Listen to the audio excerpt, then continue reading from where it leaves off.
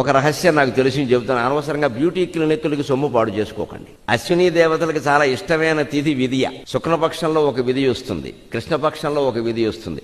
వ్యాసభారతం అరణ్య పర్వంలో ఈ మధ్యనే చదివా, మీకు చెప్పేస్తున్నాను, ఉపయోగపడుతుంది. నాకు అవసరం లేదు దాంతో. నెలకు 2 విధియలు చెప్పిన ప్రతి విధియ నాడు అన్నం మానేసి కేవలం పిండి, పూర్వకాలం ఆడవాళ్ళు పెద్దవాళ్ళు తినేవాళ్ళు పిండి అని, ఉప్పుడు పిండి. అదే పొద్దున్న మధ్యాహ్నం అన్నం సమయంలో ఇంత, రాత్రి అన్నం సమయంలో ఇంత తిని ఓ గ్లాసు పాలు దాగి పడుకుని అశ్వినీ దేవతాభ్యాం నమః, అశ్వినీ దేవతాభ్యాం నమః, అశ్వినీ దేవతాభ్యాం నమః అని పొద్దున్న 108 సార్లు, సాయంత్రం 108 సార్లు జపం చేస్తే అలాగ ఒక సంవత్సరం అంతా 24 విధియలు చేసినట్టయితే మన్మధుళ్ళ ఉంటారు, తిరుగులేదని చెప్పి ఓపుకుంటే ప్రయత్నం చేసుకో. ఉపాయాలు ఉన్నాయి, మంత్రాల ప్రకారం కూడా శాస్త్రాల ప్రకారం కూడా ఉపాయం. ఇంత బోహో తగలబెట్టక్కర్లేదు. ఇక్కడ వేలు అయిపోతున్నాయి.